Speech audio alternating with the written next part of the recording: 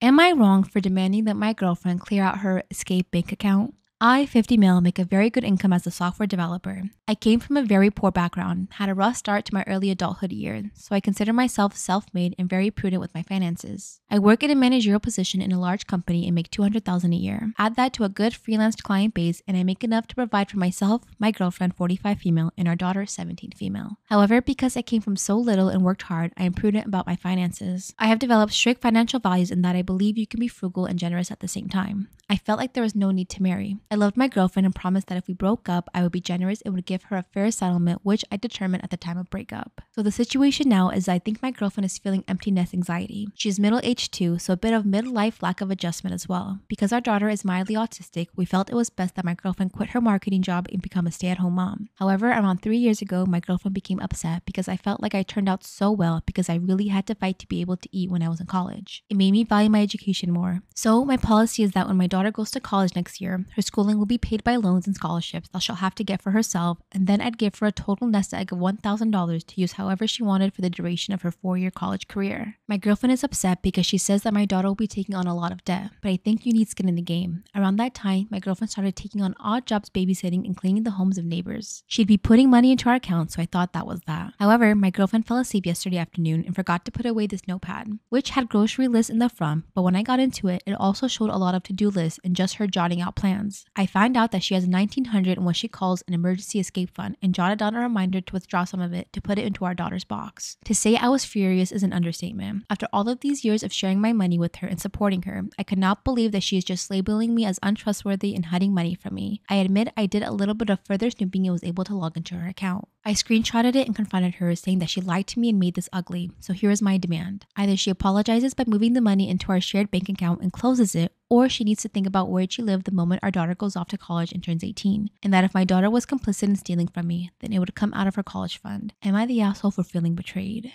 Ugh.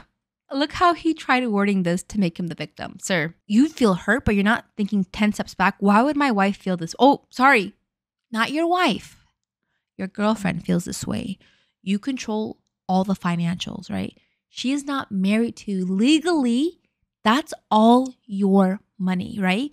She disagrees with the way you want to do your daughter's college, but legally she can't do shit about it because all of it is yours, okay? And she just saw the way you want to treat your own flesh and blood, your daughter. You want to send her out, screw her over because financially it goes off of what? Parents. You're what? Rich? You're literally putting her out, one, by not assisting her. They have to go off of your income. Two, you're making her take out loans to get skin in the game. There are poor people who are more generous than you. Like what? Oh, I feel betrayed because I took care of you. You hold that power, so you feel like you have a right to tell people what to do. You're giving her a demand. Who do you think you are to give people a demand? You're her boyfriend. You're not her husband. There's no trust to be betrayed. That's what a marriage contract is. It's a sacred trust. You felt like you didn't need that. You're not entitled to how she puts her money away. It's so sad because you don't even realize you're an abuser. Your daughter's mildly autistic and you want to send her to college with $1,000 for 4 years. And I get wanting your kids to be strong and standing up on their own 2 feet. $1,000? Holy moly. That is abuse, yo. She's literally, you're throwing her out at 18, taking out all these loans for what? To prove a point? You're in control. Ugh, I hate this.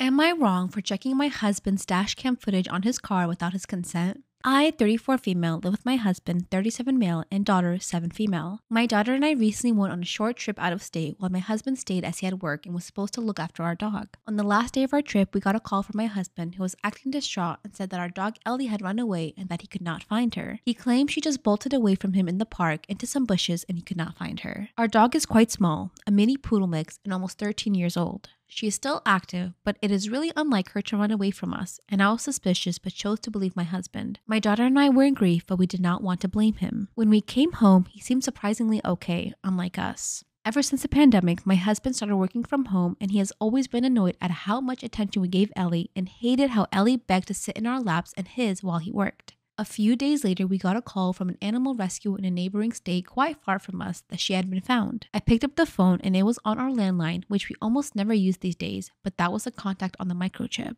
I told my husband and he just said, "That is great, I'm so happy." But it felt kind of blunt and insincere. I said it was strange that she got so far and he responded that someone must have stolen her and then abandoned her. This made little sense to me as to why that would happen. When he was out drinking with his buddies, I copied the videos from his dash cam for the days I was away and saw that he had indeed taken Ellie far out of state and clearly dropped her in front of his car, thrown a frisbee-like object into a field, yelled "fetch," and drove off without her. I was livid and confronted him, and he just stupidly muttered how he dropped her there so she could find a farm and have a better life, and then the next day got really angry at me for viewing his dash cam and called me and my daughter an asshole. Bro, what? Am I wrong for refusing to lend my friend my house for her wedding after she asked me for a paternity test, resulting in her having to cancel the wedding? My friend Sandra and I have known each other for over 20 years. We are 30 and 32. Sandra is getting married to Andres and I'm married to Ian. Some relevant information. Andres and I originally come from the same country and even the same region. We share many characteristics. We both have very round faces, deep brown eyes, long straight black hair. If you didn't know better, you might assume we are siblings. I met Andres 6 years ago and introduced him to Sandra. He proposed 2 years ago. I own a beautiful property in my home country that I was ready to lend to Sandra and Andres for their wedding. My property is like a finca and has 10 rooms. Usually I would rent it out for weddings at a somewhat high price, but I was happy to give it to them at no cost, with the condition that they hire their own catering and have their guests strip their beds when they leave. The issue: 3 months ago, Sandra became more reclusive. She wouldn't answer my texts and we didn't meet up. 2 weeks ago, she appeared at my door with Andres. They sat us down, my husband included, and she said she suspected that my daughter is actually Andres' biological daughter and requested a paternity test for peace of mind. Oh gosh.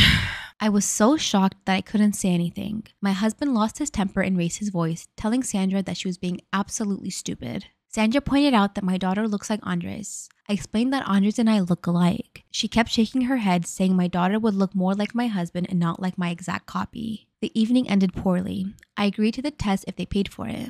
The results came back last Friday, showing that Andres was not the father. We also did a test confirming that my husband is the father. Sandra cried and tried to hug me. I told her I didn't want to and that I didn't want to be friends with her for the time being. She kept saying her worries were justified and made a comment about women from your country being more likely to do that. Oh!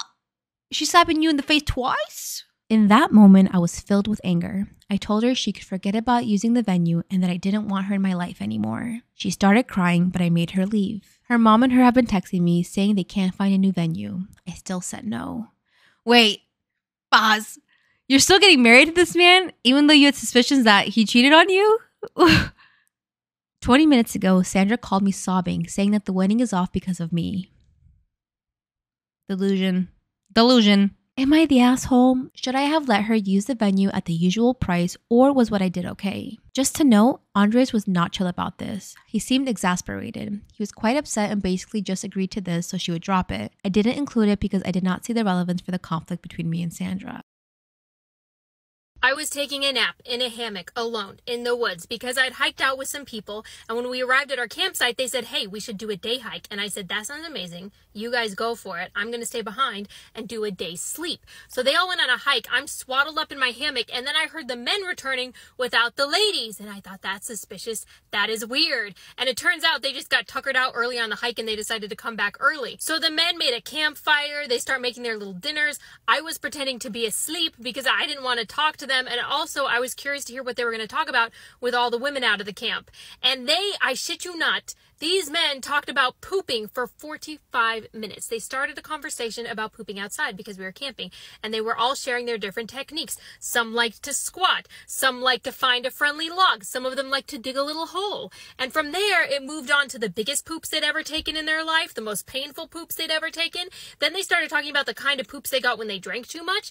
Then they started talking about the smelliest poops they'd ever taken in the most public places. And every single man had their own individual little story for each one of these scenarios. They were like going around the campfire sharing each of their stories. When I got home and told my friends what had happened, they said, well, maybe they were pranking you. Maybe they knew you were eavesdropping from the hammock and that you weren't really asleep, and so they were doing it as a bit. And I said, yeah, but how long do you do a bit before it becomes real? Because it was 45 minutes. How long do you talk about something before it's just a shared special interest amongst the group? They talked for so long. They talked until the ladies came back and said, hey, what are you guys talking about? And they said, oh, nothing. And I popped my head out of the hammock and I was like, that is true. I have learned things about these men that I never needed to know.